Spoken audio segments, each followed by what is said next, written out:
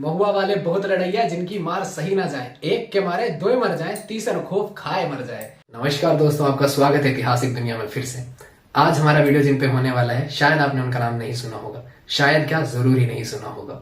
राजा पृथ्वीराज चौहान का राज्य दिल्ली में जब हुआ करता था, तब उन्होंने अपने आसपास के सभी राज्यों को अपने अंडर ले लिया था, लेकिन दो राज्य जो कि उनके अंडर नहीं गए, पहला कन्नौज के राजा जयदेव और दूसरे कलिंग के राजा परमाल।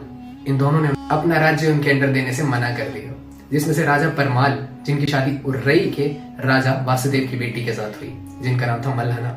मल्हाना की दो बहनें और थी, जिनकी शादी राजा परमाल के ही भाइयों के साथ हुई। परमाल के जो भाई थे उनका नाम था वत्सदेव और दक्षदेव। इन दोनों की शादी मल्हाना की बहनों के साथ हुई। मल्हाना इस बात से इतनी ज्यादा खुश थी कि उन्होंने दोनों भाइयों को महल बनवा के दिए और वो दोनों भाई उन्हीं महलों में रहने लगे।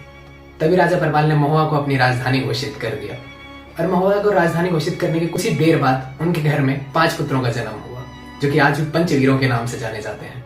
जिनमें से पहले राजा परमाल के घर पुत्र हुए ब्रह्म कुमार। वो बहुत ही ज्यादा गुणवान पुत्र हुए और उन्होंने आगे जाके अपना नाम बहुत ही ज्यादा प्रसिद्ध किया।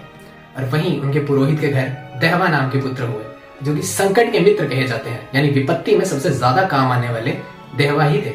आज भी आलाह गाने वाले उनके लिए ये कहा करते हैं, विपत्तिया के ढेबा है ऐसो मीत मिलन को ना, विपत्तिया के ढेबा है ऐसो मीत मिलन को ना।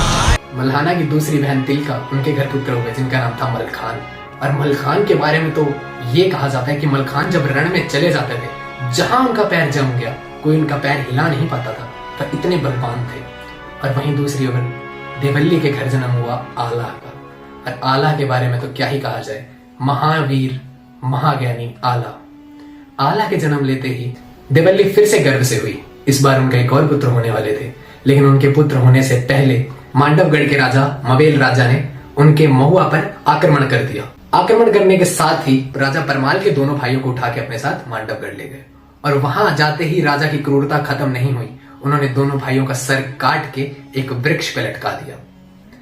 इसके बाद ही उदल का जन्म हुआ, जो कि आला के छोटे भाई थे। उनकी मां ने उनके जन्म होते ही कहा कि ये कुल नाशक है, इसे मेरी आंखों के सामने से ले जाओ। मल्हाना वहां आई। मल्हाना ने कहा कि तुम अपने पुत्र के बारे में ऐसा कैसे कह सकती हो।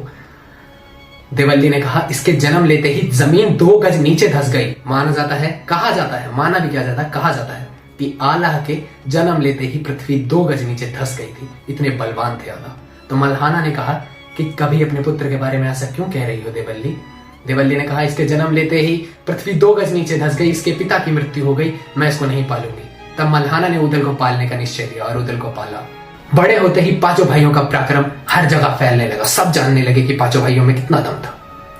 तब एक बार राजा परमाल उदल की तारीफ करते हुए कहते हैं कि उदल वो तो बहुत वीर है, उदल का क्या ही कहना। उदल की वार्तालाप चल ही रही थी कि बीच में उनके मामा माहिल आ जाते हैं। और माहिल उनके मामा, मित्रों मुझे एक चीज समझ नहीं आती कि मामा को हर बार दिक्कत क्या होती है। अवली में मामा कटप्पा और भी कई सारे शकुनी मामा, और यहाँ अपने मामा माहिल मामा आए और उन्होंने कहा कि उदल क्या, वो तो बच्चा है, 2-4 युद्ध करके जीत गया, तो इसका ये मतलब नहीं कि वो इतना महान है। अगर इतना ही महान होता तो अपने पिता की मुंडी इतनी देर से लटकी है वो लेके आ जाता। इतनी देर में उदल वहां आए, जो कि इस बात से बिल्कुल भी नहीं परिचित थे कि उनके पिता और चाचा की मुंडी कहीं लटकी पड़ी है। उदल आए और उदल ने कहा कि बोलिए मामा क्या हुआ, आप क्या कह रहे हैं। मामा ने कहा कि क्या बोलूं भांजे, तुम्हारी वीरता की गाथा सुने जा रहा हूं, लेकिन तुम्हें पता है तुम्हारे किसी पूर्वज की मुंडियां किसी राज्य में टंगी हुई है। उदल ने उसी वक्त राजा परमाल से पूछा ये क्या कहानी है, मुझे जरा बताइए।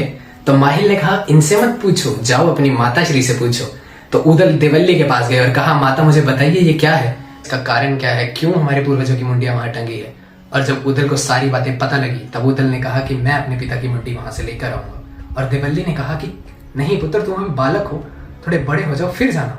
लेकिन तब उदल ने कहा कि 12 साल कुत्ते जीते हैं, 13 साल सियार जीते हैं और 18 साल एक क्षत्रिय जीता है। यदि उससे अधिक जिए तो उसकी जीवन पे धिक्कार है, और मैं अपने पिता की मुंडी जरूर लेकर आऊंगा। दोस्तों अगर इसके आगे की स्टोरी आप जानना चाहते हैं तो हमारी वीडियो में बने रहें। इसकी आगे की स्टोरी हम अपने अगले पार्ट में बताएंगे। धन्यवाद। हमारे चैनल को सब्सक्राइब करें और लाइक करें हमारी वीडियो।